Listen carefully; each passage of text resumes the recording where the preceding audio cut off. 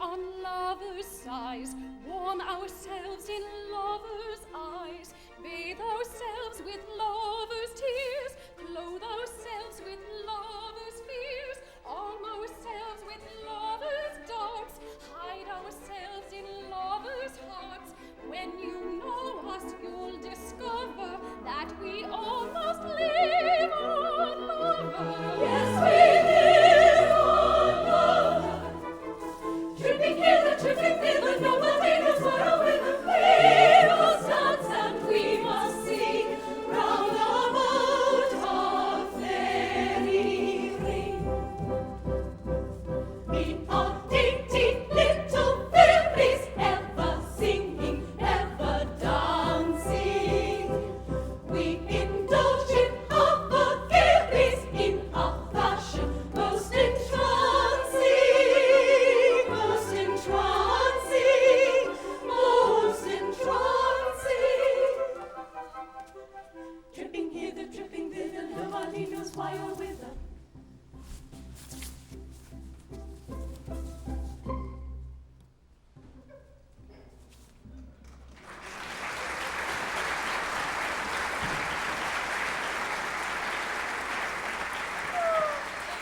Oh, it's all very well, but since our queen banished Iolanthe, fairy revels have not been what they were.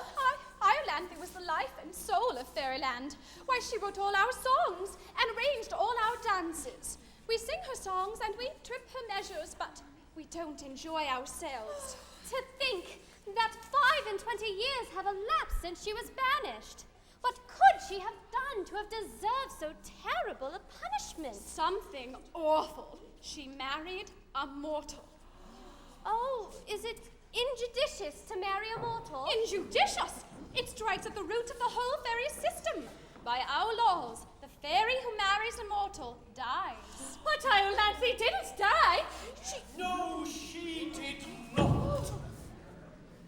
Because your queen, who loved her with a surpassing love, commuted her sentence to penal servitude for life, on condition that she leave her husband without a word of explanation and never communicated with him again. And that sentence of penal servitude she is now working out on her head at the bottom of that stream. Yes, but when I banished her, I gave her all the pleasant places of the earth to dwell in. I'm sure I never intended that she should go and live at the bottom of a stream. It makes me perfectly wretched to think of the discomfort she must have undergone. Think of the damp, and her chest was always delicate. And the frogs. Oh. I never shall enjoy any peace of mind until I know why Iolanthe went to live among the frogs. Then why not summon her and ask her? Why? Because if I set eyes on her, I should forgive her at once. Then why not forgive her? 25 years, it's a long time. Think how we loved her. Loved her? What was your love to mine? Why, she was invaluable to me. Who taught me to curl myself inside a buttercup? Iolanthe, who taught me to swing on a cobweb. Iolanthe, who taught me to dive into a dewdrop, nestle in a nutshell, gamble upon gossamer. Iolanthe. She certainly did surprising things.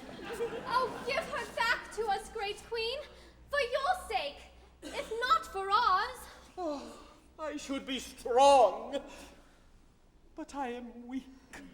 I should be marble, but I am clay. Her punishment has been heavier than I intended. I did not mean that she should go and live among the frogs. And, well,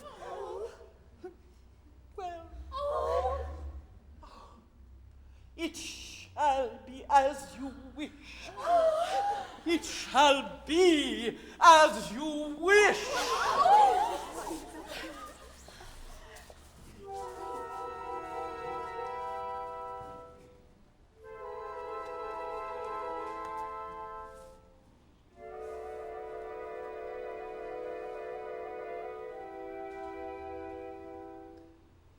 I'll learn thee from thy dark exile, thou'rt summoned.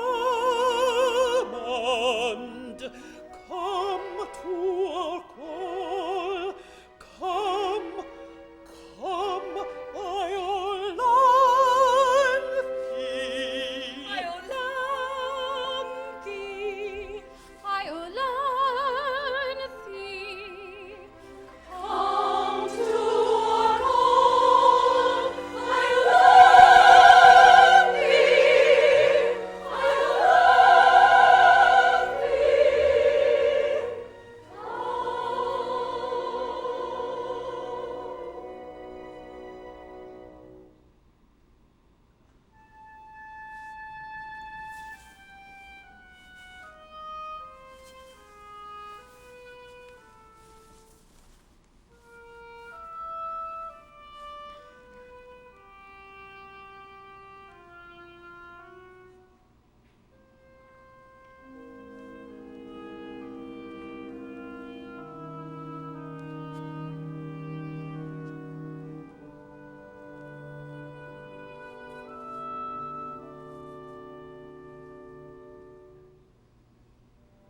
With humbled breast and every hope laid low,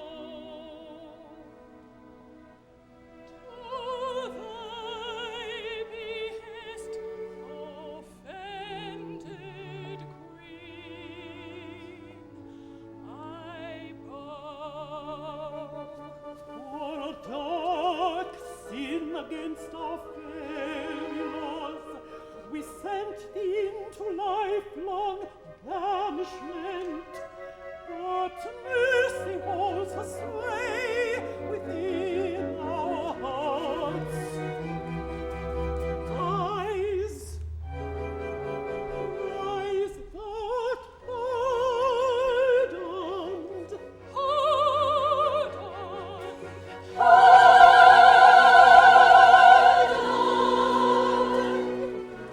Welcome to our hearts again. I love thee, I love thee. We have shared thy bitter pain. I love thee, I love thee. Every heart and every hand, hear our loving little band. Welcome thee to fairyland. I love thee, I love thee, I love thee. I love thee, I love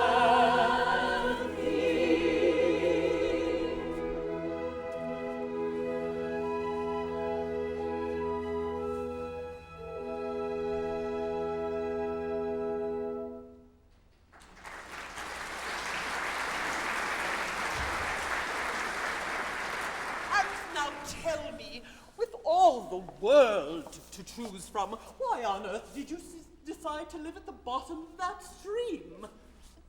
To be near my son, Strephon. Bless my heart, I didn't know you had a son. He was born soon after I left my husband, by your royal command. But he doesn't even know of his father's existence. How old is he? He's 24. 24? No one to look at you would think you had a son of 24. But that's one of the advantages of being immortal.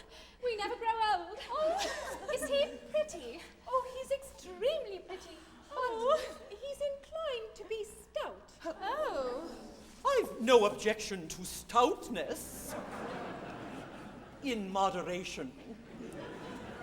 And what is he? Oh, he's an Arcadian shepherd. And he loves Phyllis, a ward in Chancery. A mere shepherd, and he half a fairy. He's a fairy down to the waist. But his legs are I don't suppose I am more curious than other people, but I confess I should like to see a person who's a fairy down to the waist, but whose legs are mortal. Nothing easier, for here he comes.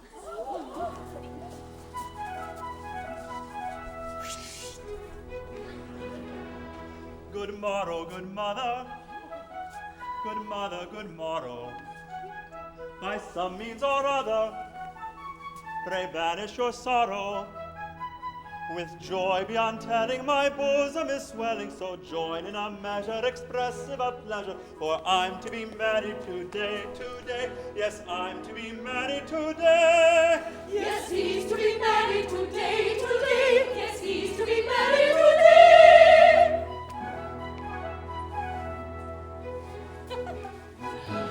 Then the Lord Chancellor has at last given his consent to your marriage with his beautiful ward Phyllis? Not he, indeed.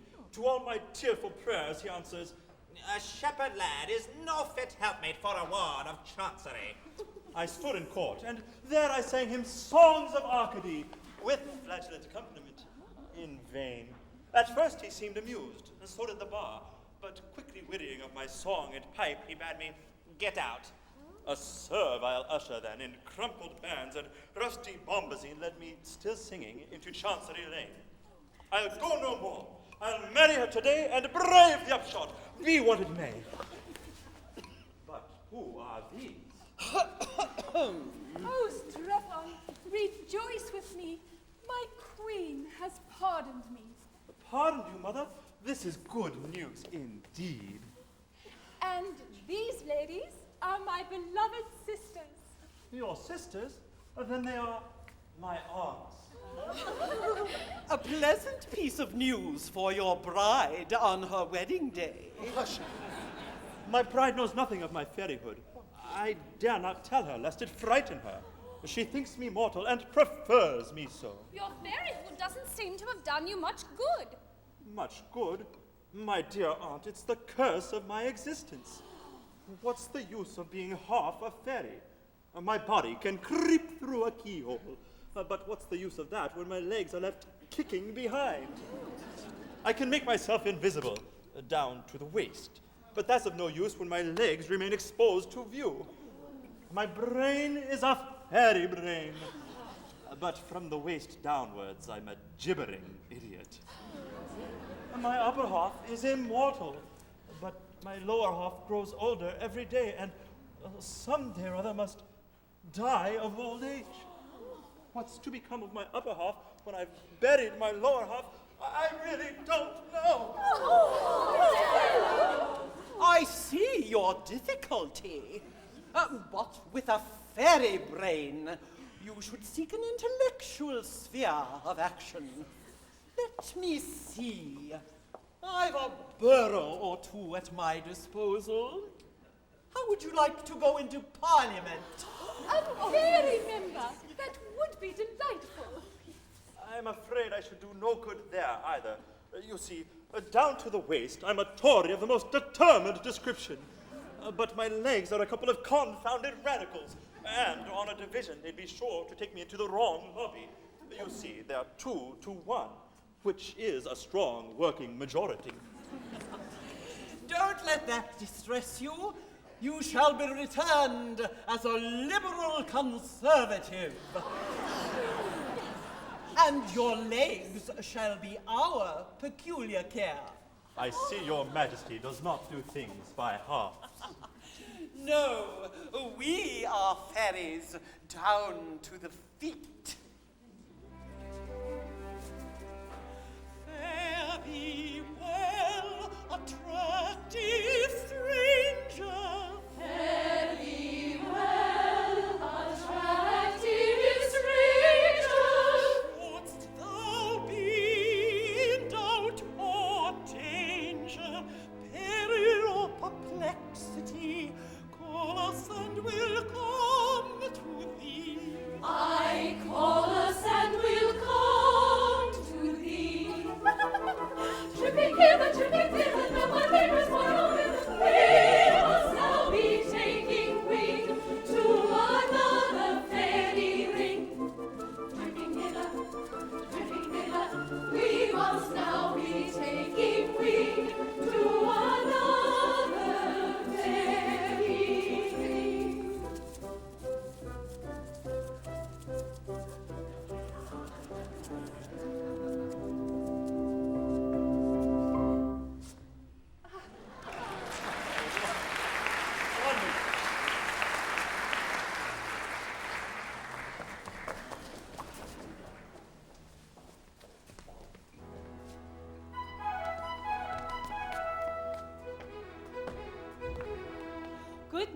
good lover,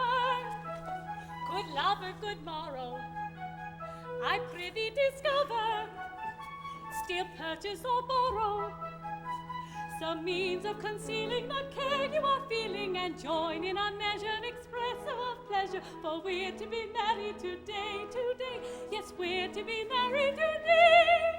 Yes, we're to be married today, today. Yes, we're to be married today.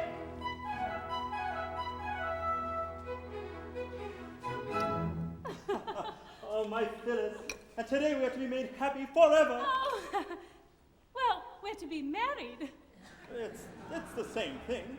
Oh, I suppose it is. But oh, Stretton, I tremble at the step I'm taking. I believe it's penal servitude for life to marry a ward of court without the Lord Chancellor's consent. I shall be of age in 2 years. Don't you think you could wait 2 years? 2 years? Have you ever looked in the class? No, never. Here, look at that and tell me if you think it's reasonable to expect me to wait 2 years. Oh, no, you're quite right. It's asking too much. Oh. One must be reasonable. Besides, who knows what will happen in 2 years? Why, by that time you might fall in love with the Lord Chancellor himself. Oh, yes, he's a clean old gentleman. As it is, half the House of Lords are sighing at your feet. Oh, the House of Lords are certainly extremely attentive. Attentive? I should say they were. Why did 25 Liberal peers come down to shoot over your grass plot last autumn? Well, It couldn't have been the sparrows. Why did 25 Conservative peers come down to fish in your pond? Don't tell me it was the goldfish. No, no. Delays are dangerous. And if we are to marry, the sooner the better.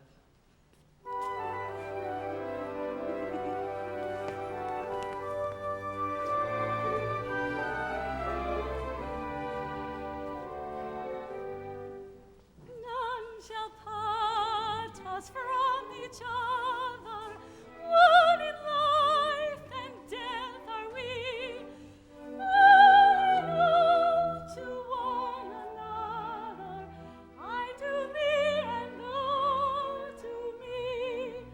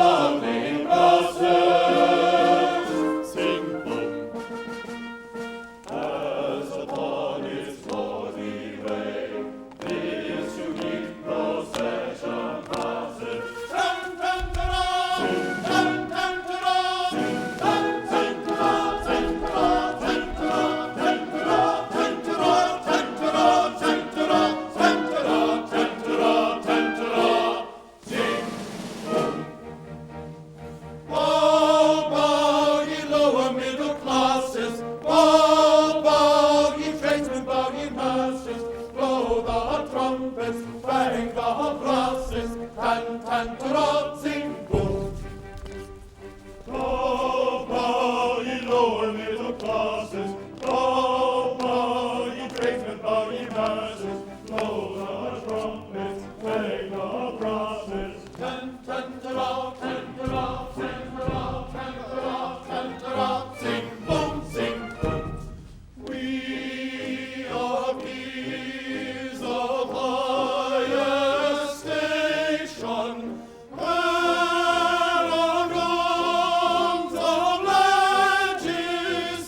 legislation, killers of the British nation. Tantara, sing boom, tantara, sing boom. We are peers of higher station. Paragons of legislation, killers of the British nation. Tantara, sing boom, tantara, sing boom. Bow, bow, ye lower middle classes. Bow, bow, ye tradesmen, bow, ye masses. Blow the trumpets, bang the brasses. Tantara, sing boom. Bow, bow, ye lower middle classes. Bow, bow, ye tradesmen, bow, ye masses. Blow the trumpets, bang the brasses. Tantara, sing boom, sing boom. Tantara, sing boom, sing boom. Tantara, sing boom, sing boom. Blow, blow the trumpets, bang the brasses. Blow, blow the trumpets, bang the brasses. Blow, blow the trumpets. Blow, blow the trumpets. Bang the brasses.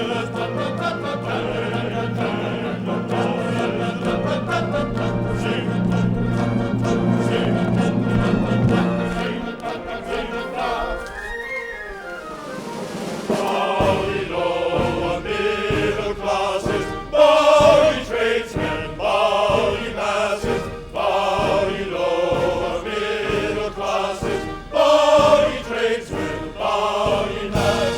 Tantara, tantara, tantara, tantara, tantara, tantara, tantara, tantara.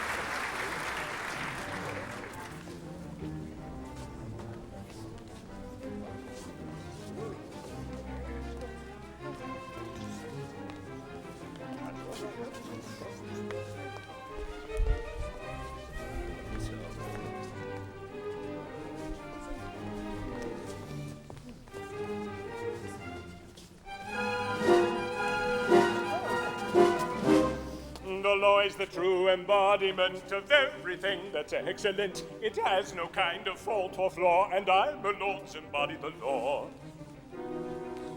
The constitutional guardian I of pretty young wards in Chancery, all very agreeable girls, and none are over the age of 21.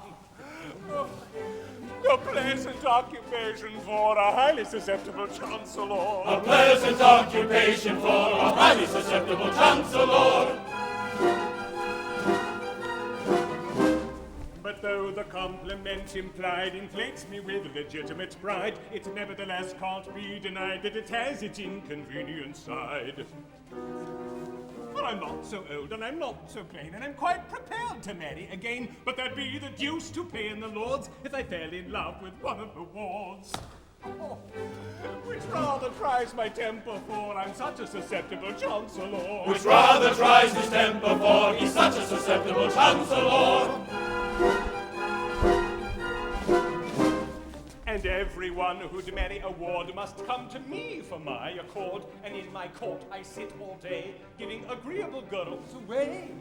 With one for him, and one for he, and one for you, and one for thee, and a one for thou, and a one for thee, but never, oh never, a one for me.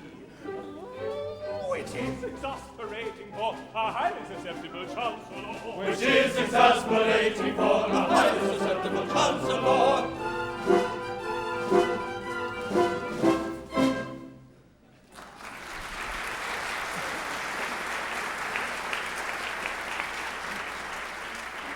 And now, my lords, to the business of the day. By all means. Phyllis.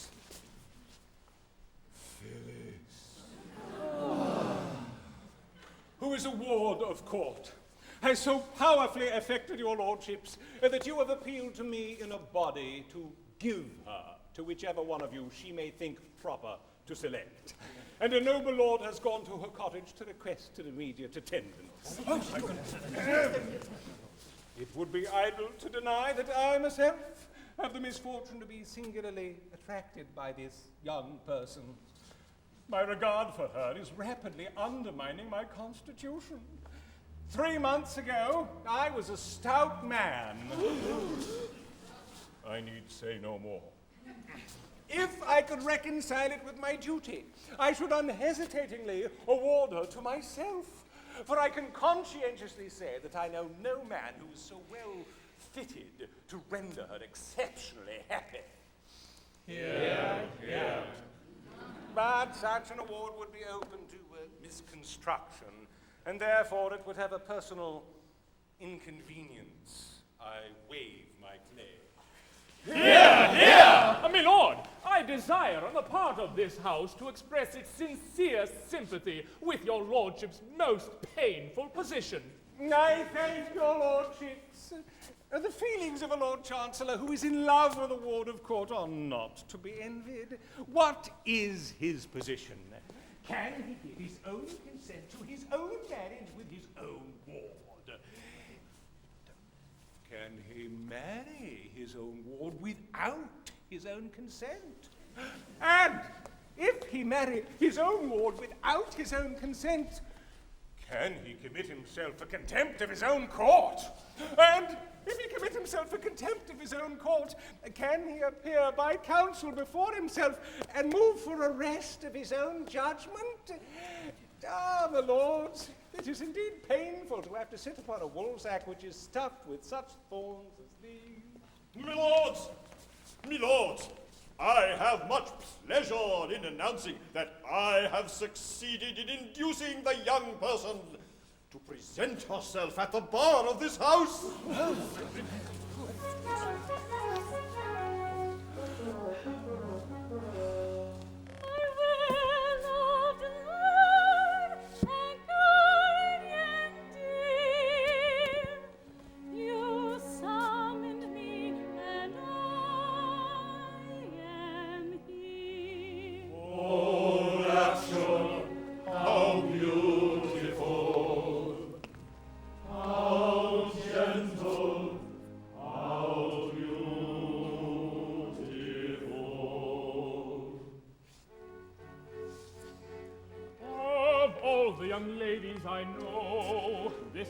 Young lady's the fairest, her lips have the rosiest show, her eyes are the richest and rarest, her origin's lowly it's true, but of birth and position I've plenty, I've grammar and spelling for 2, and blood and behavior for 20.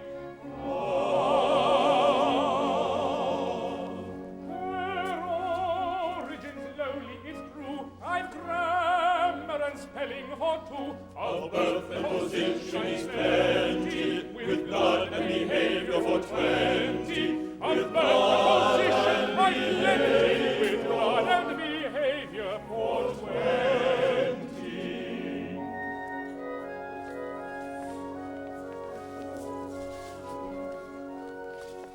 So the views of the House have diverged on every conceivable motion. All questions of party are merged in a frenzy of love and devotion. If you ask us distinctly to say what party we claim to belong to, we reply without doubt or delay, the party we're singing this song to. If you ask us distinctly to say, we reply without doubt or delay, the party we claim to belong to is the party we're singing this song to.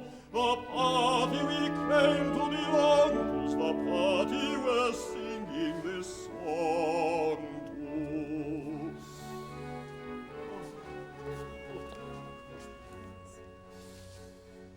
I'm very much pained to refuse, but I'll stick to my pipes and my tapers. I can spell all the words that I use, and my grammar's as good as my neighbor's. As for birth, I was born like the rest.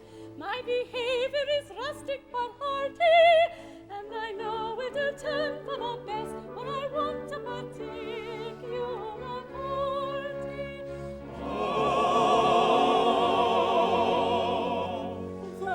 The station is none of the best. I suppose she was born like the rest. She knows where to look for her party when she wants a particular party. She knows where to look Whenever I want for her party. She knows where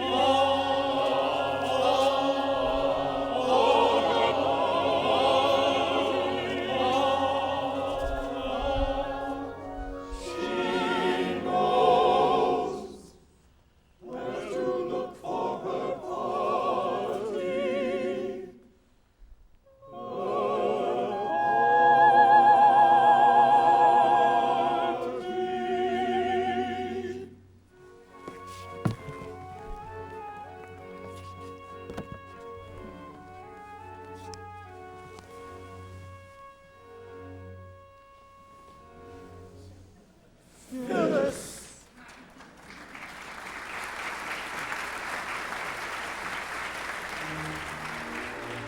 They tempt me not to rank, I'll not be bound. In lonely cot alone is virtue found. No, indeed, high rank will never hurt you. The peerage is not destitute of virtue. Spurn not the nobly born with love affected, nor treat with virtuous scorn the well-connected. High rank involves no shame, we boast an equal claim, with him of humble name to be respected. Blue blood, when virtuous love is sought, thy power is naught, though dating from the flood. Blue blood, a blue blood. When virtuous love is sought, thy power is naught, though dating from the flood. Blue blood, a blue blood. Spare us the bitter pain of stern denials, nor with low born disdain augment our trials. Hearts just as pure and fair may meet in Belgrave Square, as in the lowly air of Seven Dials. Blue blood, of what avail art thou to serve us now? Though dating from the flood, blue blood, a blue blood. Of what avail art thou to serve us now? O dating from the flood, blue blood, a blue blood.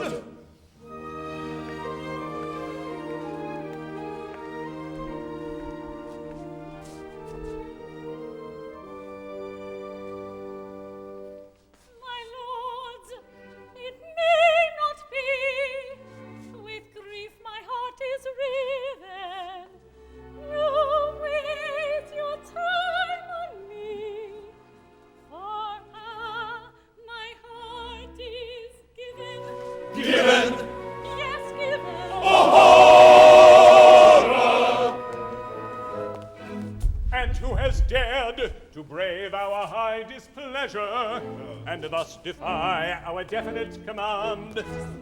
'Tis I, young Strephon, mine this priceless treasure. Against the world, I claim my darling's hand.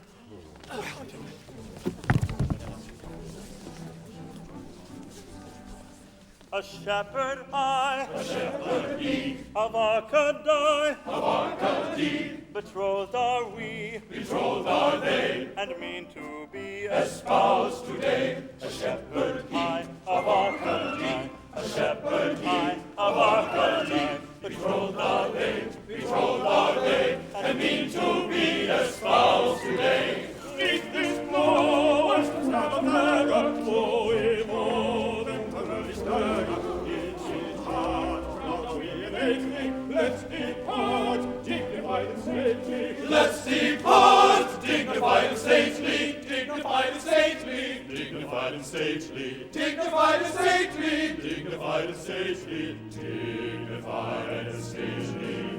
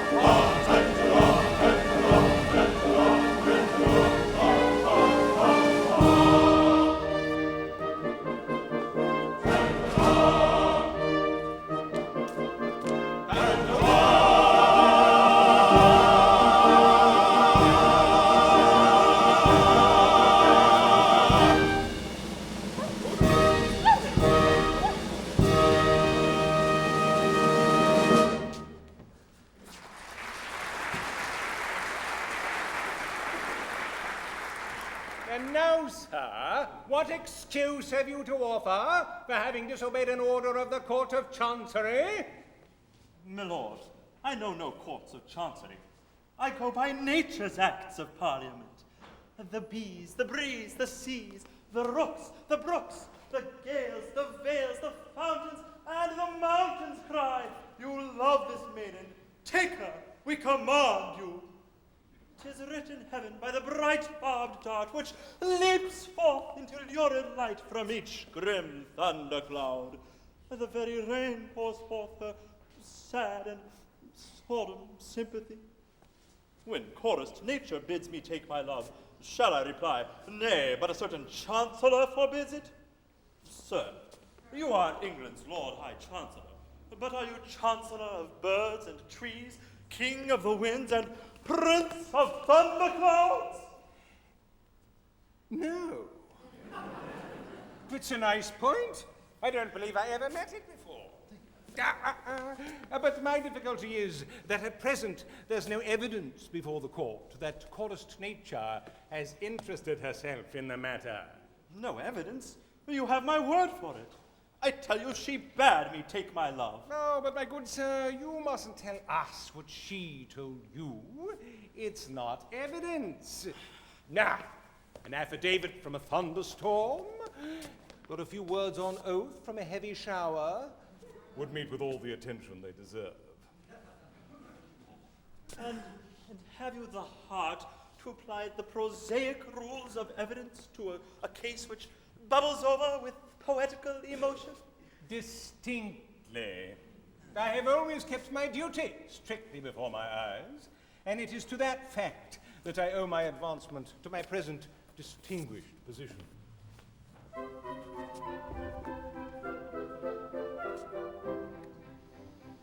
When I went to the bar as a very young man, said I to myself, said I, I'll work on a new and original plan, said I to myself, said I'll never assume that a rogue or a thief is a gentleman worthy implicit belief, because his attorney has sent me a brief, said I to myself, said I.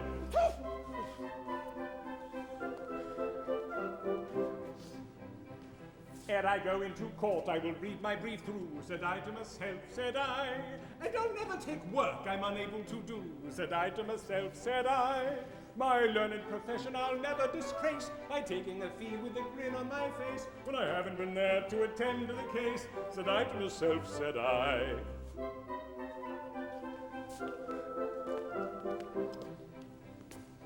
I'll never throw dust in a juryman's eyes, said I to myself, said I. Or hoodwink a judge who is not overwise, said I to myself, said I. Or assume that the witness is summoning force in exchequer, Queen's Bench, Common Pleas, or divorce, have all perjured themselves as a matter of course, said I to myself, said I.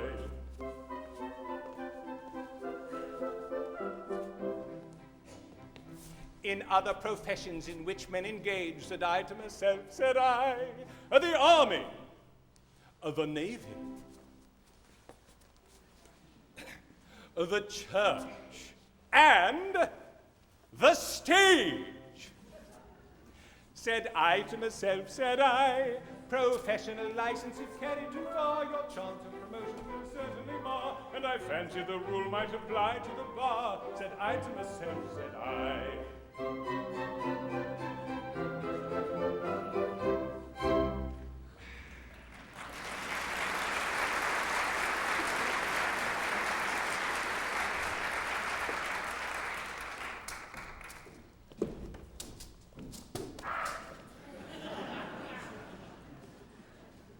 Oh, Phyllis, Phyllis, to be taken from you just as I was on the point of making you my own. Oh, it's too much. It's too much. My son in tears? And on his wedding day? My wedding day. Oh, Mother, weep with me, for the law has interposed between us, and the Lord Chancellor has separated us forever. The Lord Chancellor? Oh, if he did but know. If he did but know of what? No matter. The Lord Chancellor has no power over you. Remember, you are half a fairy. You can defy him. Down to the waist. Yes, but from the waist down, he can commit me to prison for years. Of what avail is it that my body is free if my legs are working up 7 years penal servitude? True, but take heart. Our queen has promised you her special protection. I'll go to her and lay your peculiar case before her. Oh, my beloved mother, how can I ever repay the debt I owe you?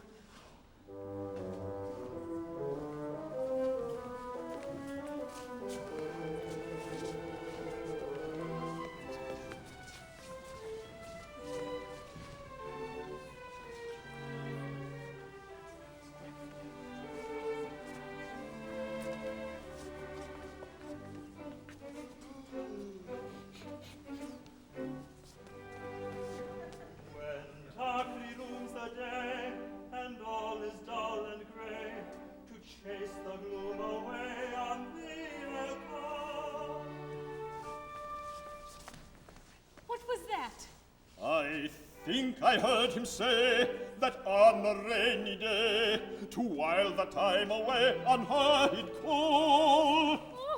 We think we heard him say that on a rainy day, to while the time away on her he'd call.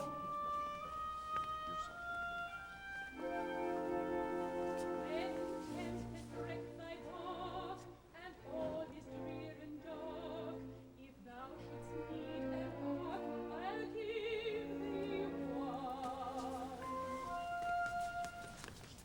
What was that? I heard the minx remark she'd meet him after dark inside St. James's Park and give him one. We heard the minx remark she'd meet him after dark inside St. James's Park and give him one. The prospect's not so bad, my heart's so sore and sad, may very soon be glad as summer song. For when the sky is dark and tempests wreck my bark, if he should need an ark, shall give him one. Ah, give him one, give him one.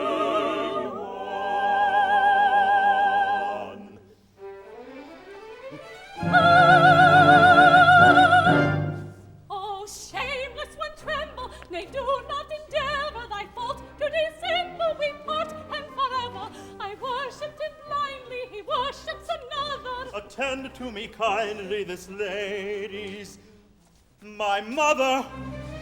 This lady's his what? This lady's my mother. This lady's his what? She says he's his mother.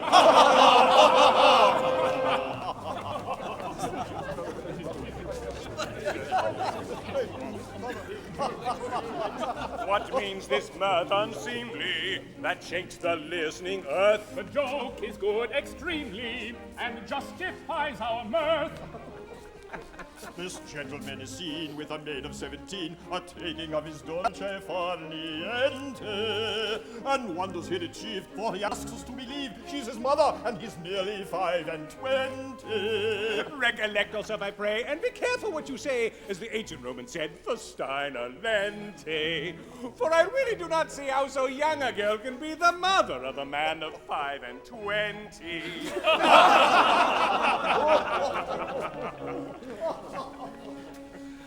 My Lord, of evidence I have no dearth.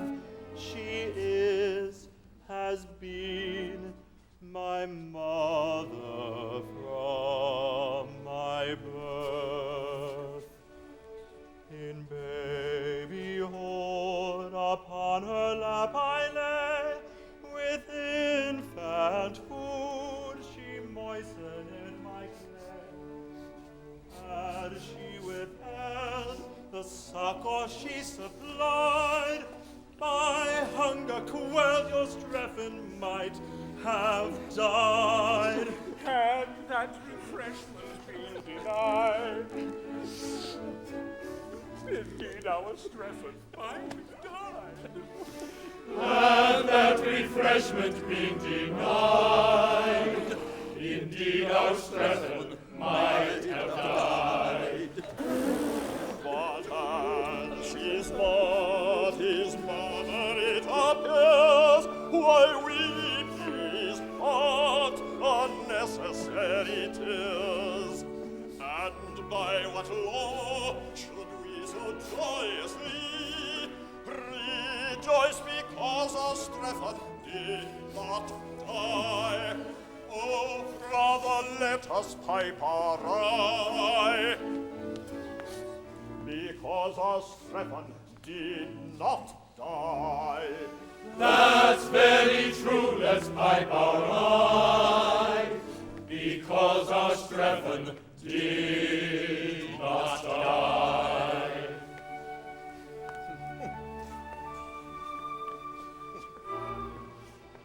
Go, traitorous one, forever we must part. To one of you, my lords, I give my heart. Oh,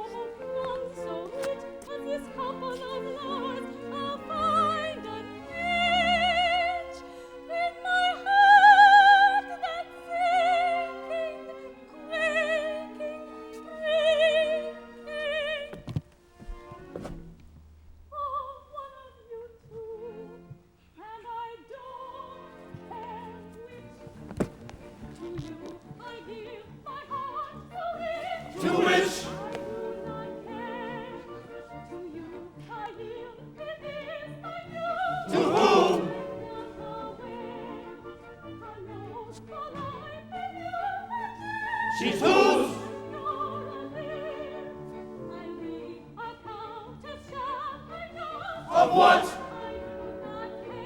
Lucky little lady, Stratton's not is shady, Rankin seems vital, Countess is the title, yes, Countess, Countess, the title. But of what I'm not aware, but of what I'm not aware. Can I inactive see my fortunes fade? No, no! Oh-ho! No, no! Oh-ho! Mighty protectress, hasten to my aid!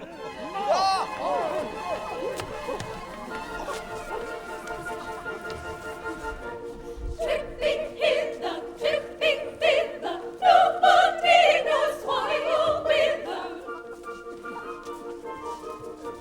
Why you want us, we don't know, but you summoned us, and so enter all the little fairies to their usual tripping measure. To oblige you, hold on, here is, tell us, pray, what is your pleasure?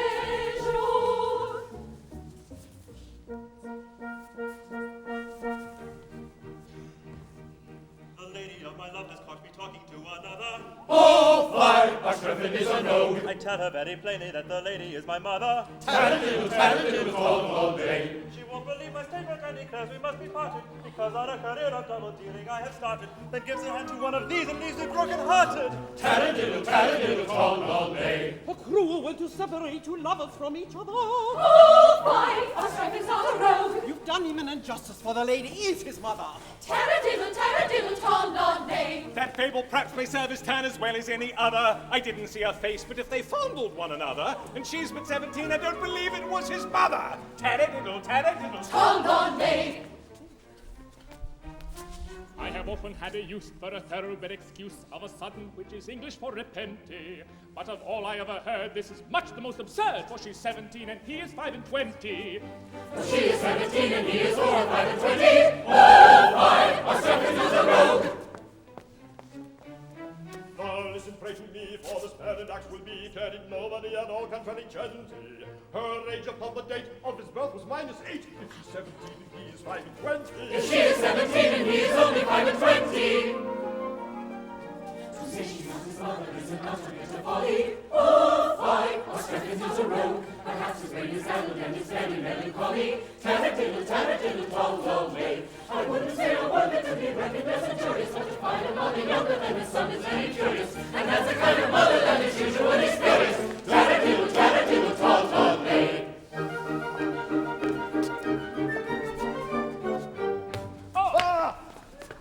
Go away, madam, I should say, madam, you display, madam, shocking taste. It is rude, madam, to intrude, madam, with your brood, madam, brazen-faced.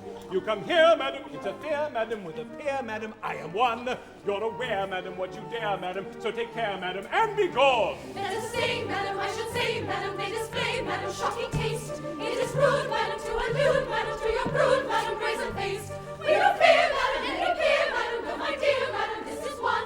They will stare, madam, when aware, madam, what they dare, madam, what they've done.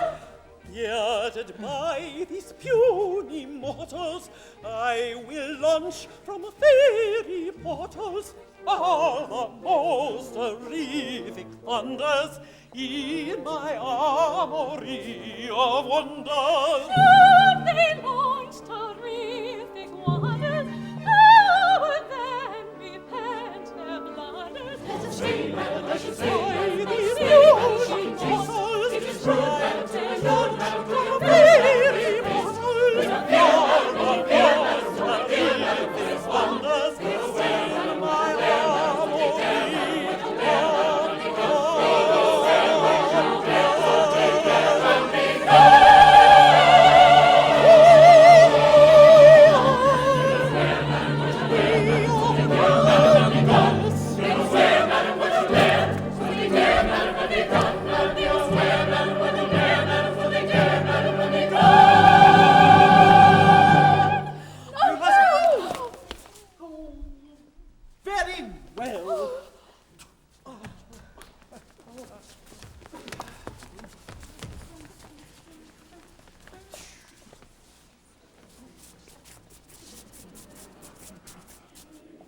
Oh, Chancellor unwary, it's highly necessary your tongue to teach, respectful speech, your attitude to vary, your burden also weary, your manner arbitrary, are out of place when face to face with an influential fairy. We never knew we were talking to an influential fairy. A plague on this vagary. I'm in a nice quandary of hasty tone with dames unknown. I ought to be more chary. It seems that she's a fairy from Anderson's library, and I took her for the proprietor of a ladies' seminary. We took her for the proprietor of a ladies'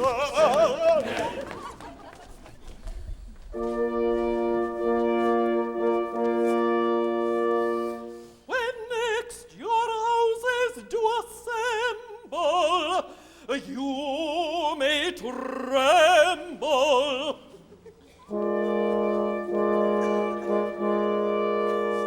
Our wrath when gentlemen offend us is tremendous.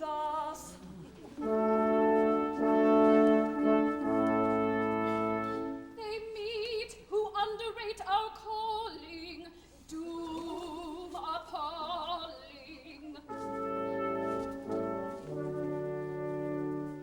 Take down our sentence as we speak it, and he shall wreak it. spare us.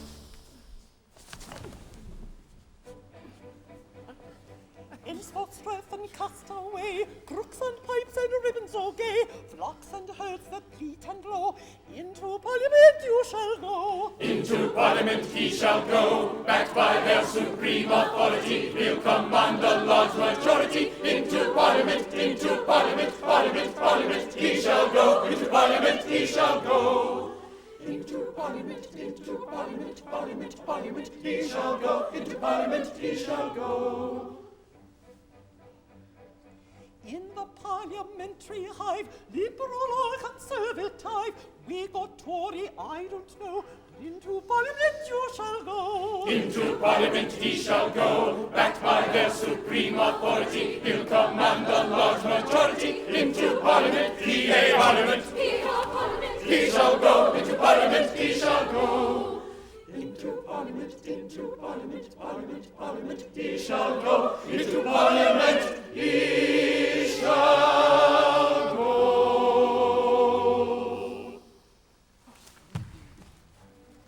Every bill and every measure that may gratify his pleasure, though your fury it arouses, shall be passed by both your houses. Oh.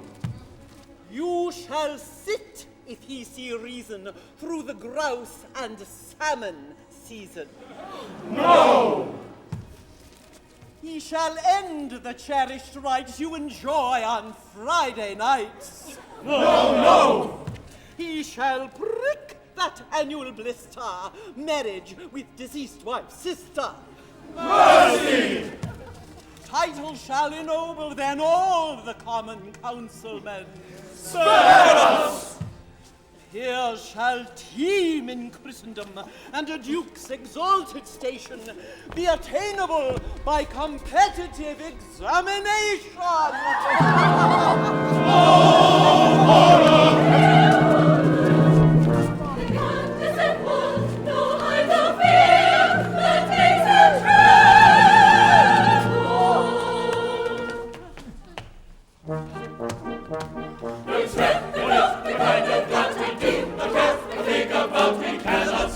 Eagles may result in consequence, but if defend it will pursue our plans, the people who oppose our views will boldly choose to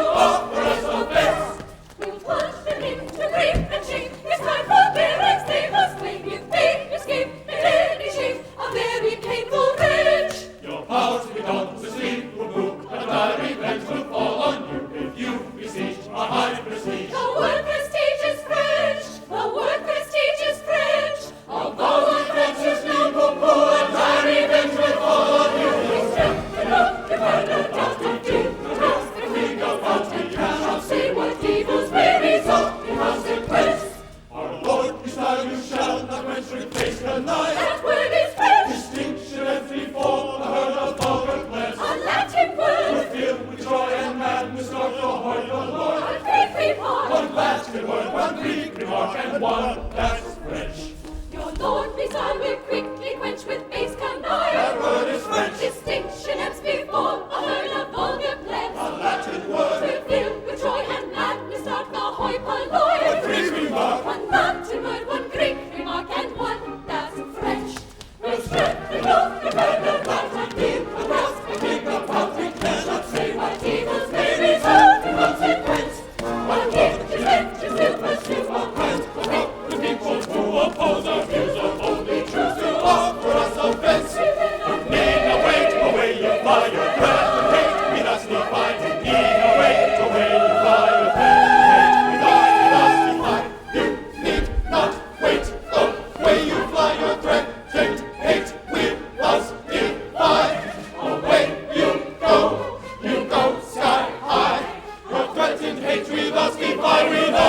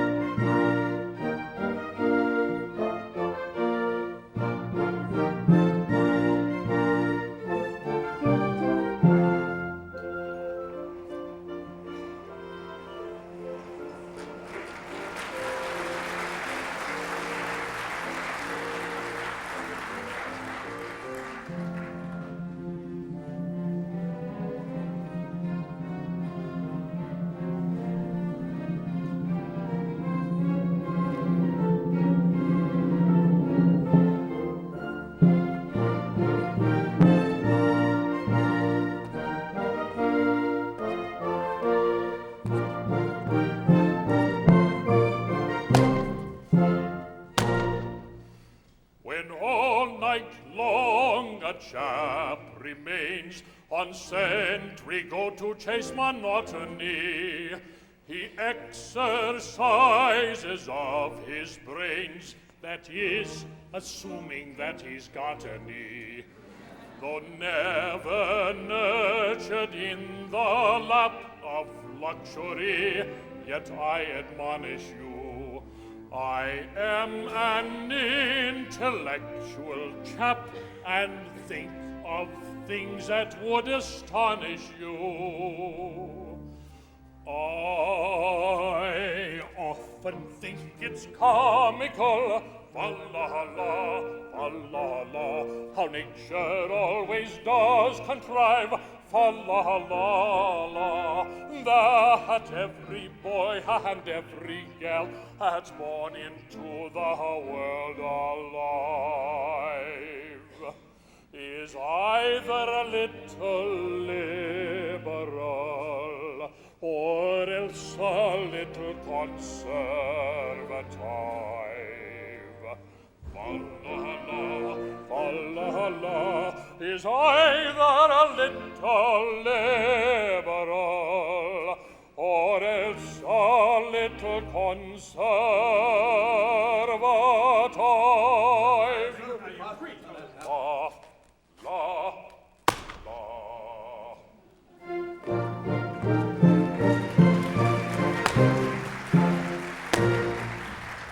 When in that house MPs divide, if they've a brain and cerebellum too, they've got to leave that brain outside and vote just as the leaders tell them to.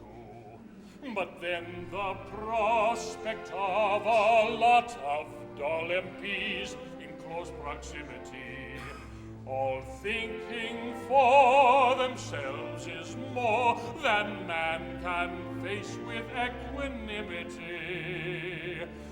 Then let's Let's rejoice with loud fa-la, fa-la-la, fa-la-la, that nature always does contrive, fa-la-la-la,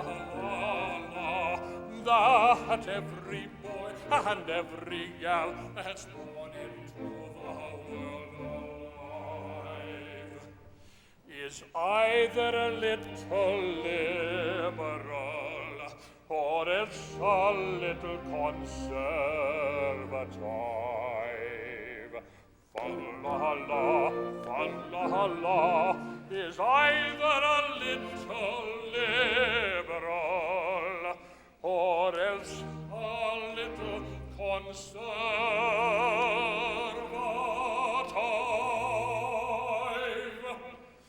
Fa-la-la.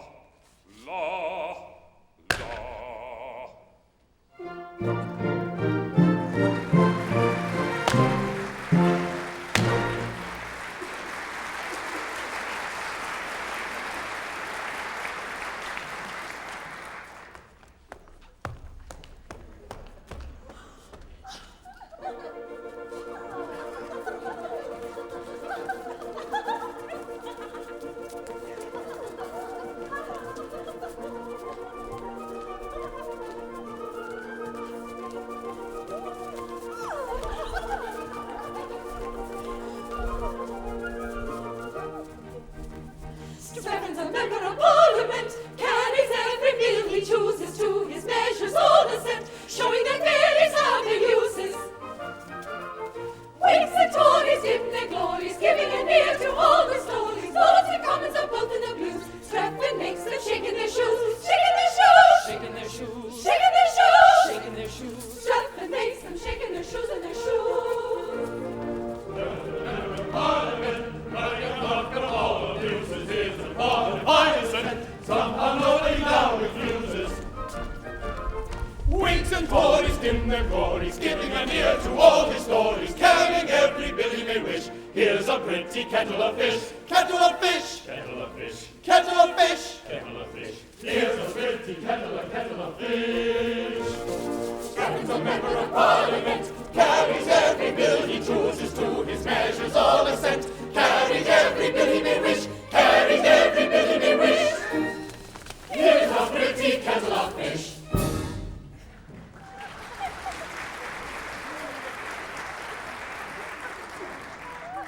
Well,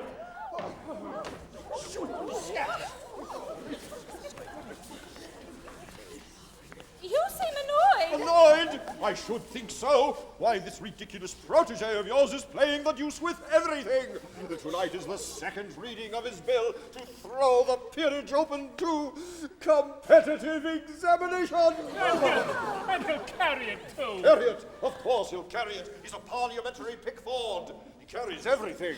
Yes, if you please. That's our fault. Ah, the deuce it is. Yes, we influence the members and compel them to vote just as he wishes them to. It's our system. It shortens the debates. But think what it all means. I don't much mind for myself, but with a house of peers with no grandfathers worth mentioning, the country must go to the dogs. I suppose it must. I don't want to say a word against brains. I've the greatest respect for brains. I often wish I had some myself. But with a house of peers composed exclusively of persons of intelligence, what's to become of the House of Commons? I never thought of that. This comes of women interfering in politics. It so happens that if there is an institution in Great Britain which is not susceptible of any improvement at all, it is the House of Peers. Hear, hear.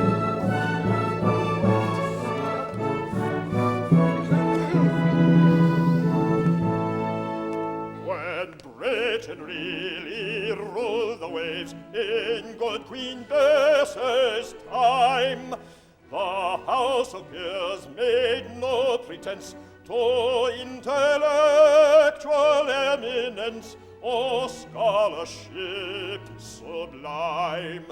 Yet Britain won her proudest days in good Queen Bess's glorious days. Yes, Britain won her proudest days in good Queen Bess's glorious days. Yes, Britain won her proudest days in good Queen Bess's glorious days. When Wellington thrashed Bonaparte, as any child can tell, the House of Peers throughout the war did nothing in particular, and did it very well. Yet Britain set the world ablaze in good King George's glorious days. Yes, Britain set the world ablaze in good King George's glorious days. Yes, Britain set the world ablaze in good King George's glorious days. And while the House of Peers withholds its legislative hand, and noble statesmen do not itch to interfere with matters which they do not understand, as bright will shine Great Britain's rays as in King George's glorious days, as bright will shine Great Britain's rays as in King George's glorious days. As bright will shine Great Britain's rays as in King George's glorious days.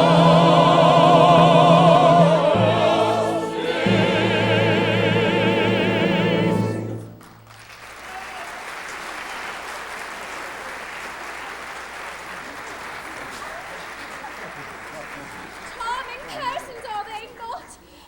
Distinctly, for self-contained dignity, combined with airy condescension. Give me a British representative peer. Oh! Then pray stop this protege of yours before it's too late. Think of the mischief you're doing. But we can't stop him now. Aren't they lovely? You are lovely. Oh, why did you go and defy us, you great geese?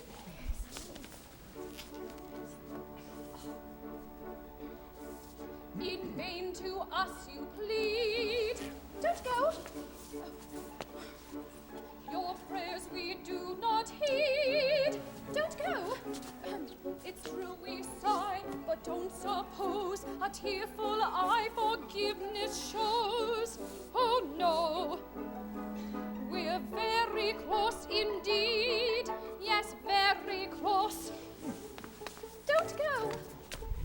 It's true we sigh, but don't suppose a tearful eye forgiveness shows.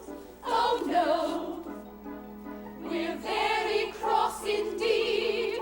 Yes, very cross. Don't go.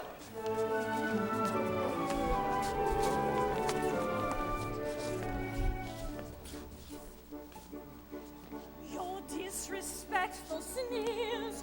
Don't go. Call forth indignant tears. Don't go. You break our laws, you are a foe. We cry because we hate you so. You know, you very wicked peers. You wicked peers. Don't go. You break our laws, you are our foe. We cry because we hate you so. You know, you very wicked peers, you wicked peers. Don't go! A disrespectful sneers, ha ha, call forth indignant tears, ha ha, if that's the case, my dears. Don't go! We'll go. Oh, shame! shame upon you! Is this your fidelity to the laws you're bound to obey? Know ye not that it is death to marry a mortal? Yes, but it's not death to wish to marry a mortal. If it were, you'd have to execute us all. Oh, this is weakness. Subdue it. We know it's weakness, but the weakness is so strong. We are not all as tough as you are. Tough? Do you suppose that I am insensible to the effect of manly beauty?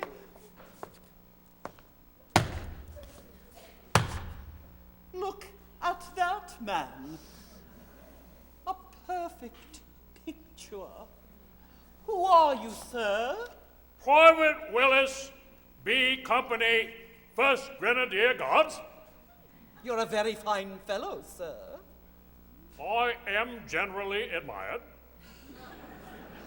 I can quite understand it. And now, here is a man whose physical attributes are simply godlike. That man has a most extraordinary effect upon me.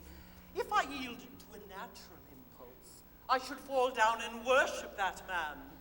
Oh? But I mortify that inclination. I wrestle with it, and it lies beneath my feet. Oh.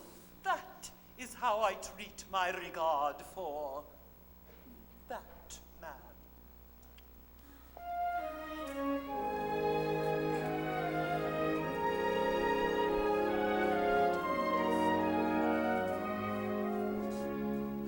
Oh, foolish faith, think you because his brave array my bosom thaws, I'd disobey our fairy laws, because I fly in realms above, in tendency to fall in love, resemble I the amorous dove, resemble I the amorous dove.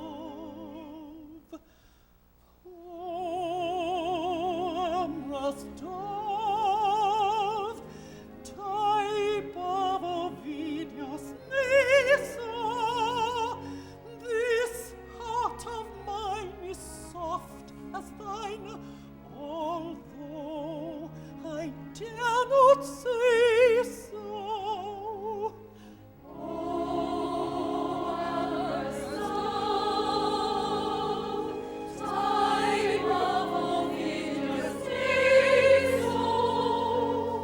This heart of mine is soft as thine, although I dare not say so.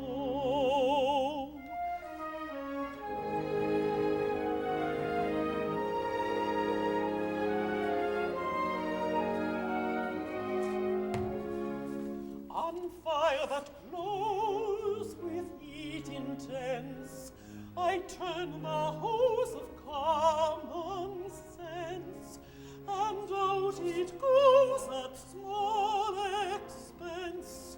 We must maintain our very laws. It is the main on which to draw. In that we gain no Captain Shaw. In that we gain a Captain Shaw. Oh, Captain Shaw,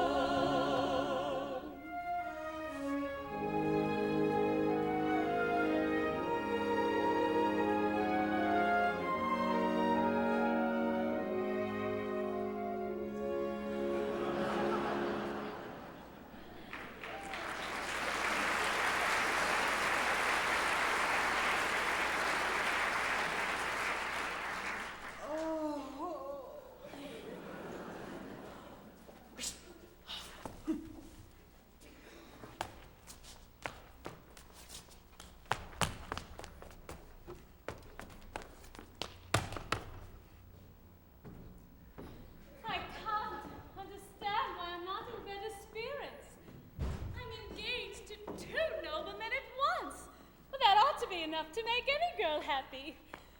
But I'm miserable. Don't suppose it's because I care for Strephon, for I hate him. What girl could care for a man who goes about with a mother considerably younger than himself? Phyllis, my darling! Phyllis, my own!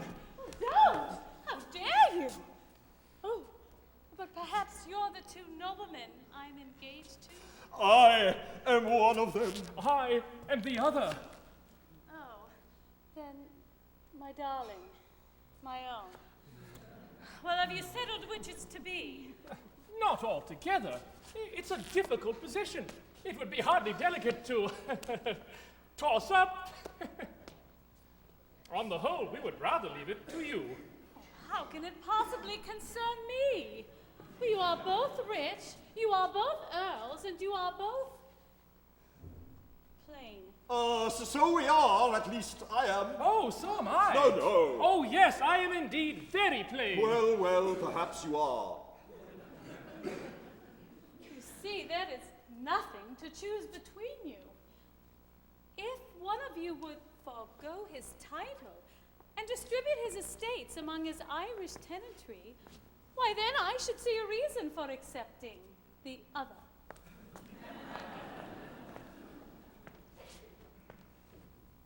Talala, are you prepared to make this sacrifice? No. Not even to oblige a lady? No, not even to oblige a lady. Then the only question is which of us shall give way to the other. Perhaps on the whole she would be happier with me. I don't know. I may be wrong. Oh, I don't know that you are. I really believe she would. But the awkward part of the thing is that if you rob me of the girl of my heart, we must fight. And one of us must die. It's a family tradition I have sworn to respect. It's a painful position, for I have a very strong regard for you. George? My dear Thomas! You are very dear to me, George. We were boys together. At least I was. If I should survive you, my existence would be hopelessly embittered. Then, my dear Thomas, you must not do it. I say it again and again. If it is to have this effect on you, you must not do it. No, no. If one of us is to destroy the other, let it be me. No. No! Ah, yes, by our boyish friendship, I implore you. Well, be it so. But no, I cannot consent to an act which would crush you with unavailing remorse. But it would not do so.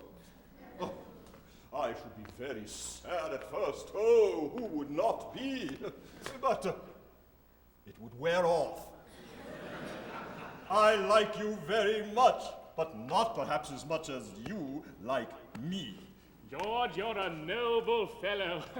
But that telltale tear betrays you. No, you are very fond of me, and I cannot consent to give you a week's uneasiness on my account. But, dear Thomas, it would not last a week. Remember, you lead the House of Lords. On your demise, I shall take your place. Oh, Thomas, it would not last a day. Oh, well. Oh, now I do hope you're not going to fight about me, for it really isn't worthwhile.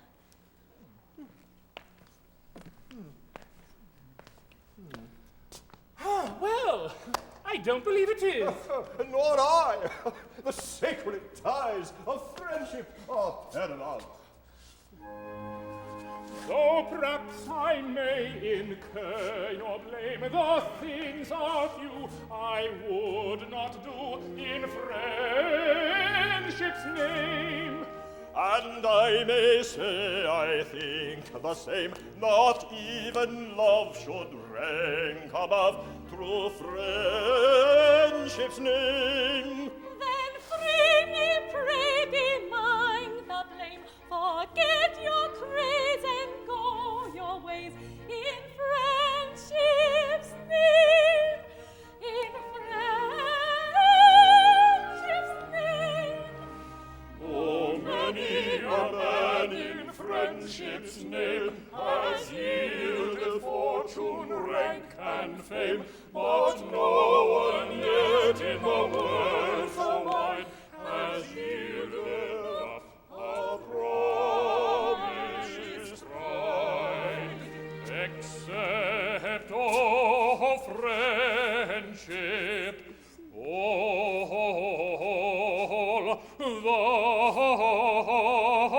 same. The sacrifice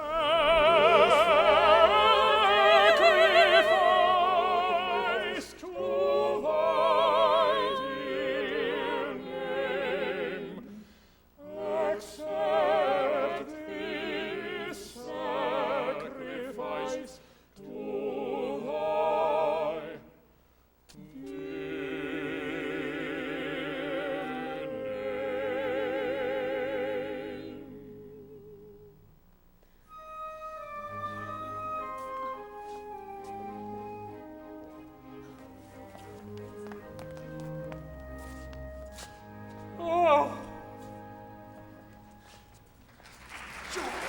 Thomas!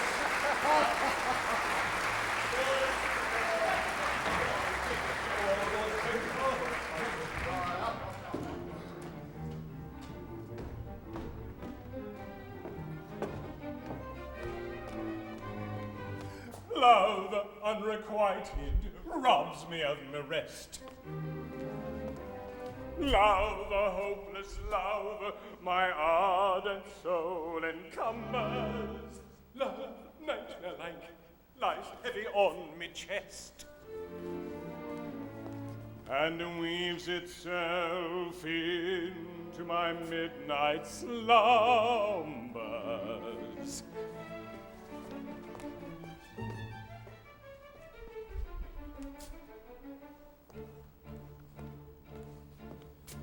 When you're lying awake with a dismal headache and repose is tabooed by anxiety, I conceive you may use any language you choose to indulge in without impropriety. For your brain is on fire, the bedclothes conspire, if usual slumber to plunder you. First your counterpane goes and uncovers your toes, then your shit slips demurely from under you, and the blanketing tickles you feel like mixed pickles, so terribly sharp is the pricking. And you're hot and you're cross and you tumble and toss till there's nothing twixt you and the ticking. Next your bedclothes all creep to the ground in a heap, and you pick them all up in a tangle. And then your pillow resigns and politely declines to remain at its usual angle. When you get some repose in the form of a doze with hot eyeballs and head ever aching, but your slumbering teems with such horrible dreams that you'd very much better be waking. For you dream you were crossing the channel and tossing about in a steamer from Headage, which is something between a large bathing machine and a very small second-class carriage. And you're giving a treat, penny ice and cold meat, to a party of friends and relations. They're a ravenous horde, and they all came on board at Sloane Square and South Kensington stations. And bound on this journey, you'll find your attorney who started that morning in Devon. He's a bit undersized, so don't feel surprised when he tells you he's only 11. Well, you're driving like mad with this singular lad. By the by, the ship's now a four-wheeler. And you're playing round games, and he calls you bad names when you tell him the ties pay the dealer. Well, this you can't stand, so you throw up your hand, and you find that you're cold as an icicle. And you're shut in your socks, the black silk with gold clocks, crossing Salisbury Plain on a bicycle. And he and the crew are on bicycles too, which they've somehow or other invested in. And he's telling the tars of the particulars of a company he's interested in. It's a scheme of devices to get at low prices all goods from cough mixes to cables, which tickled the sailors by treating retailers as though they were all vegetables. You get a good spadesman to plant a small tradesman, first take off his boots with a boot tree, and his legs will take root and his fingers will shoot, and they'll blossom and bud like a fruit tree. From the green grocer tree you get grapes and green pea, cauliflower, pineapple, and cranberries, while the pastry cook plant cherry brandy will grant apple puffs and corners and banberries. Well, the shares at a penny, and ever so many are taken by Rothschild and Bering, and just as a few are allotted to you, you awake with a shudder despairing. You're a regular wreck with a crick in your neck, and no wonder you snore, for your head's on the floor and you've needles and pins from your soles to your shins, and your flesh is a creep in your neck, and you see when you've broken your toes and a fly in your nose, and some fluff in your lung, and a feverish tongue, and a thirst that checks in a general sense that you haven't been sleeping in clover. But the darkness is past, you see daylight at last, and the night has been a long ditto, ditto, my song. And thank goodness they're both of them over.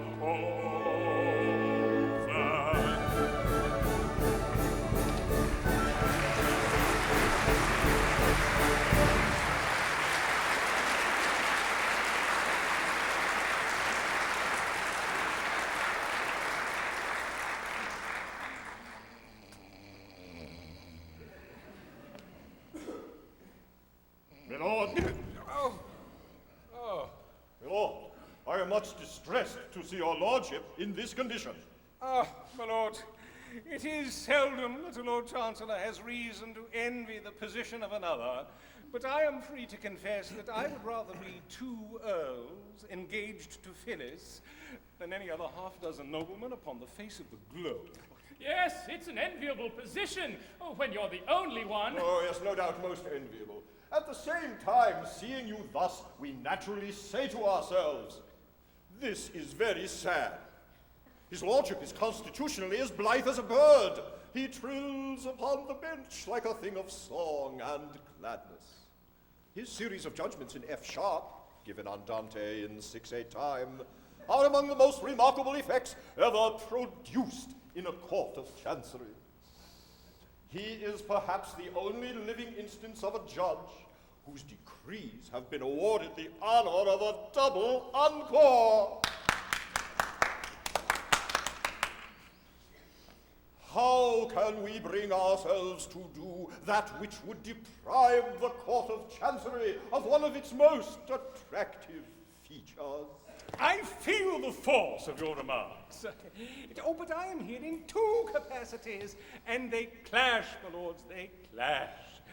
I deeply grieve to say that in declining to entertain my last application to myself, I presumed to address myself in terms which render it impossible for me ever to apply to myself again. It was a most painful scene, my lords. Most painful. This is what it is to have 2 capacities. Let us be thankful we are persons of no capacity whatever. Come. You are a very just and kindly old gentleman, and you need have no hesitation in approaching yourself. So that you do so respectfully and with a proper show of deference. Do you really think so? I do. Very well. I will nerve myself to another effort, and if that fails, I resign myself to be fate. Here. Dancing at that.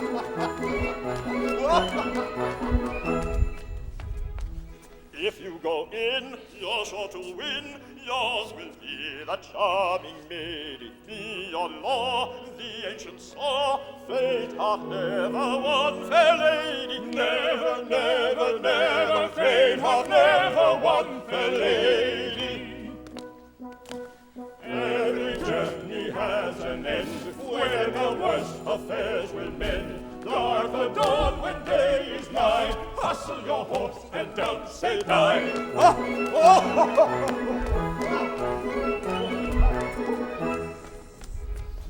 He who shies at such a prize is not worth a Maravedi. Be so kind to bear in mind, faint heart never won fair lady. Never, never, never, faint heart never won fair lady. While the sun shines, make your hay. Where a wind is, there's a way. Fear the lion in his lair. None but the brave deserve the fair.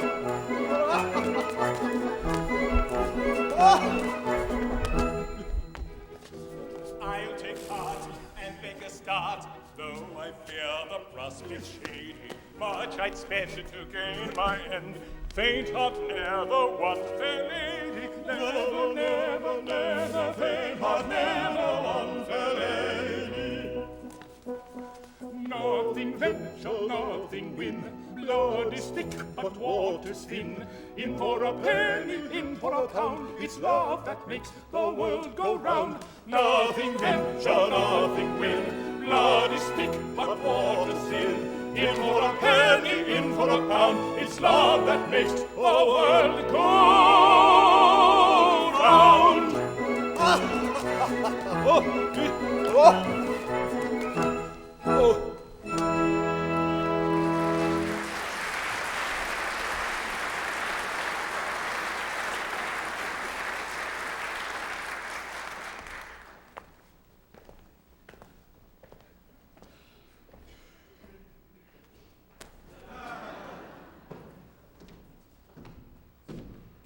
I suppose one ought to enjoy oneself in Parliament when one leads both parties, as I do.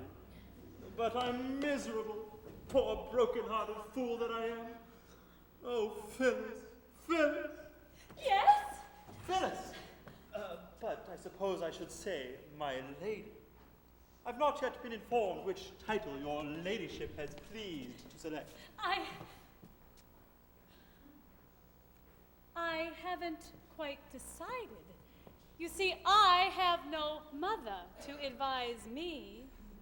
No, I have. Yes, a young mother. Not very, a couple of centuries or so. Oh, she wears well. She does. She's a fairy. I beg your pardon? A what?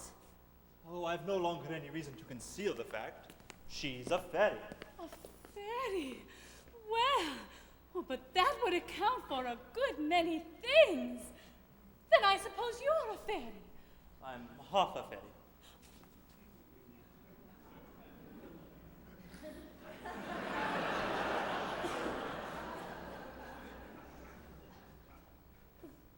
Which half?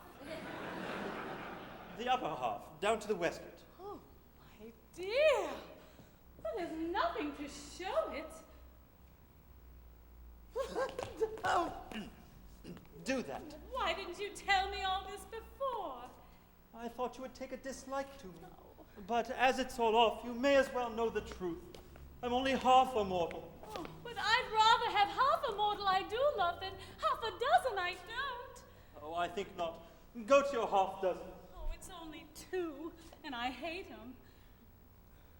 Oh, please forgive me. I don't think I ought to. Besides, all sorts of difficulties will arise. You know, my grandmother looks quite as young as my mother. So do all my aunts. Oh, I quite understand. Whenever I see you kissing a very young lady, well, I shall know it's an elderly relative. You will? Then, Phyllis, I think we shall be very happy. Oh, we won't wait long. Oh, no, we might change our minds. Oh. We'll get married first. And change our minds afterwards? That's the usual course.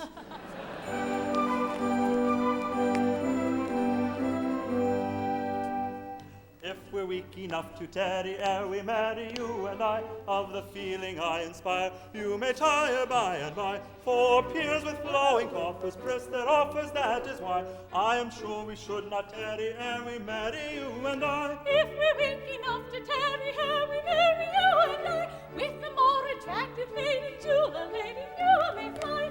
If by chance we should be parted, broken-hearted, I should die. Ah, so I think we will not tarry ere we marry, you and I.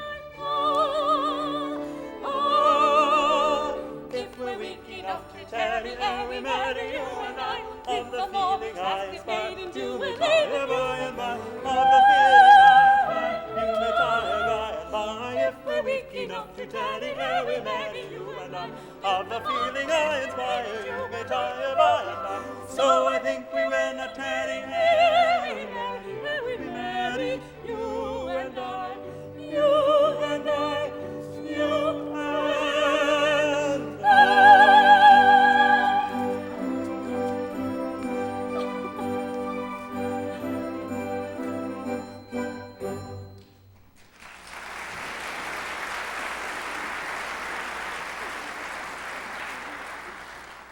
Does your mother know your... I mean, is she aware of our engagement? She is, and thus she welcomes her daughter-in-law. Oh, she kisses just like other people. Oh, but the Lord Chancellor. Oh, I forgot him. Mother, none can resist your fairy eloquence. You will go to him and plead for us? No, impossible. But our happiness, our very lives depend upon our obtaining his consent. Oh, madam, you cannot refuse to do this. You know not what you ask. The Lord Chancellor is my husband. Your husband? My husband. husband and your father. Oh. Well then, our course is plain. On his learning that Strephon is his son, all objections to our marriage will be at once removed. Nay, he must never know. He believes me to have died childless, and dearly as I love him, I am bound under penalty of death not to undeceive him. But see, he comes. Quick, quick. Victory! Victory! Success has crowned my efforts, and I now may consider myself engaged to Phyllis. At first I wouldn't hear of it, it was out of the question. But I took heart. I pointed out to myself that I was no stranger to myself, that, in point of fact, I had been personally acquainted with myself for some years. This had its effect.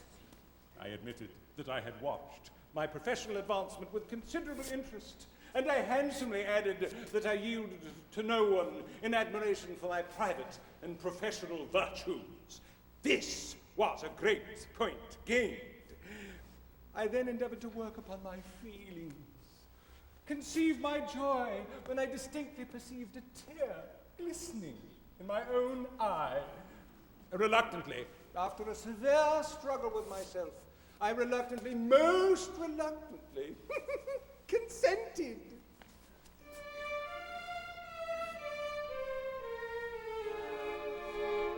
My lord, a suppliant at your feet I kneel.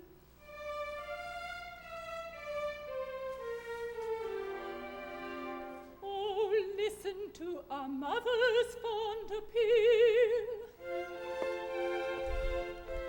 Hear me tonight, I come in urgent need. 'Tis for my son, young Strephon, that I plead. He loves, if in the bygone years thine eyes have ever shed tears, bitter unavailing tears, for one untimely dead. If in the eventide of life sad thoughts of her arise, then let the memory of thy wife plead for my boy. He dies. He dies, if fondly laid aside in some old cabinet.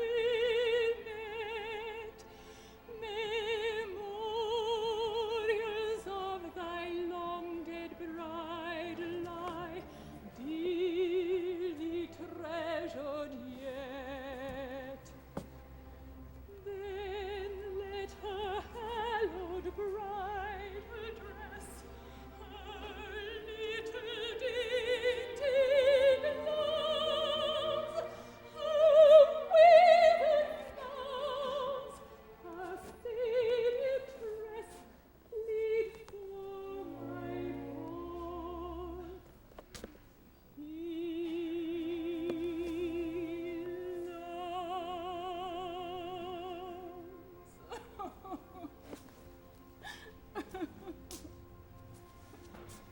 It may not be, for so the fates decide. Learn thou that Phyllis is my promised bride. Thy bride! No, no. It shall be so. Those who would separate us, woe betide. My doom thy lips have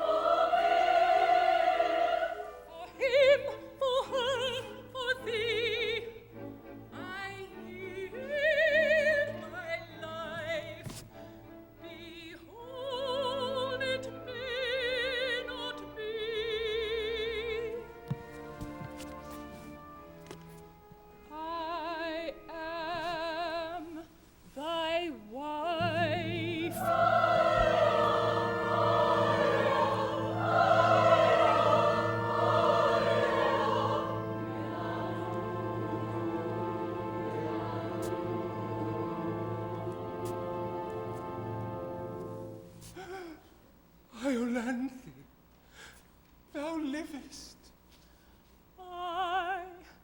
I live, no, let me die.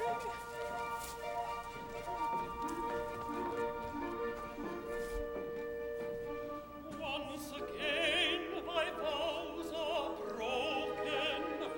Thou thyself thy doom hast spoken.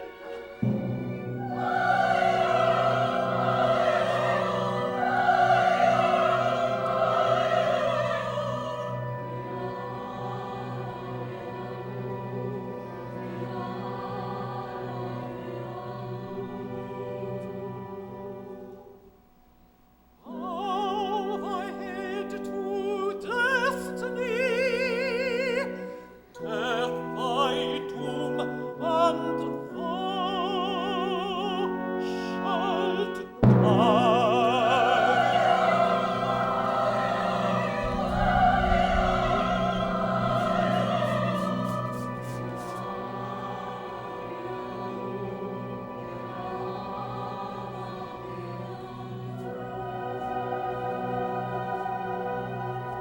Hold!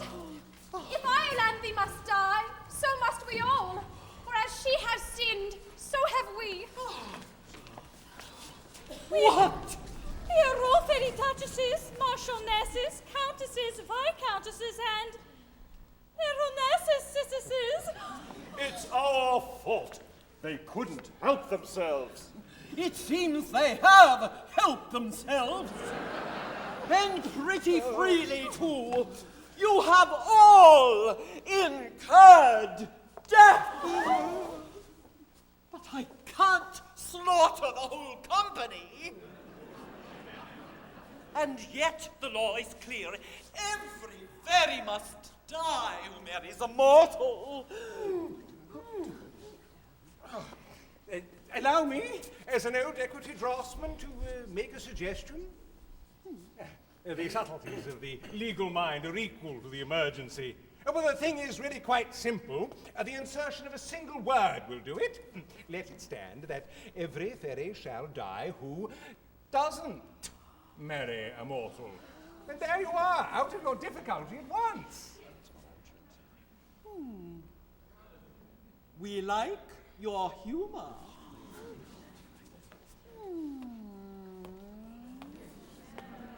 Very well.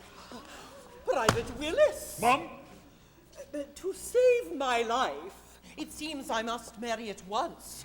How should you like to be a fairy guardsman? Well, Mum, I don't think much of the British soldier who wouldn't ill-convenience himself to save a female in distress. You're a very brave fellow. You are a fairy from this moment.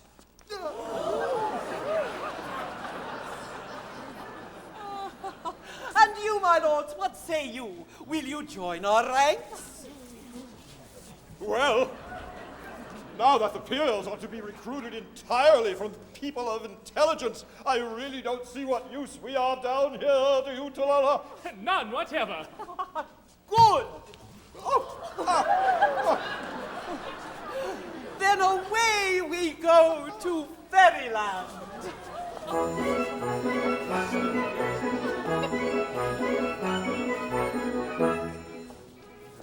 Soon as we may, off and away, we'll commence our journey airy. Happy are we, as you can see, everyone is now a fairy.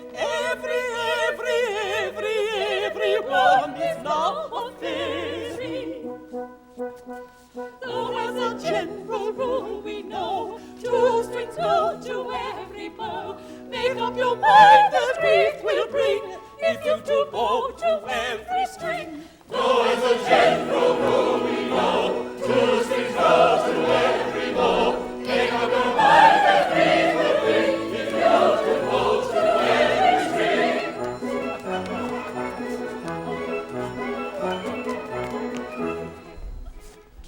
Up in the sky, ever so high. Pleasures come in endless series. We will arrange happy exchange. House of peers for house. Peeries, peeries, peeries, peeries. House of peers for house of peeries. Up in the air, sky high, free from want in Chancellery. We will be surely happier for is such a susceptible Chancellor. Up in the air, sky high, free from want in Chancellery. We will be surely happier for is such a susceptible Chancellor.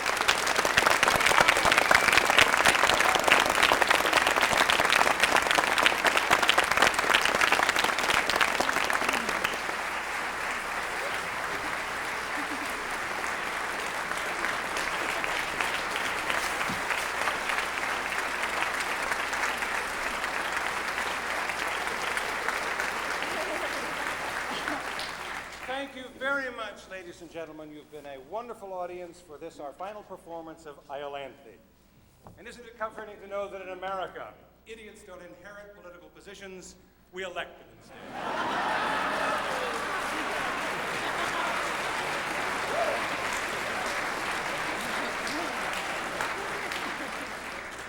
We have a special announcement for you. As some of you may know, last summer, the Lamplighters took their production of Princess Ida to England to appear and compete in the International Gilbert and Sullivan Festival.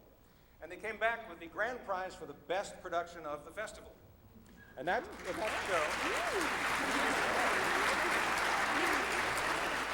show, Princess Ida, will be appearing for one performance only, one special command performance only, on Saturday night, May 18th, right here in this theater. And you can get tickets for that right now in the lobby in the Gilbert and Sullivan store, or by calling the box office. We'd certainly love to see you there. Now, as many of you know, it is a Lamplighter tradition for the cast and the audience to meet one another at the conclusion of the show. So at this time, we'd like to invite all of you to spend a few moments with us outside in the breezeway. This will give us an opportunity to meet you and to thank you personally. Thank you, and good afternoon.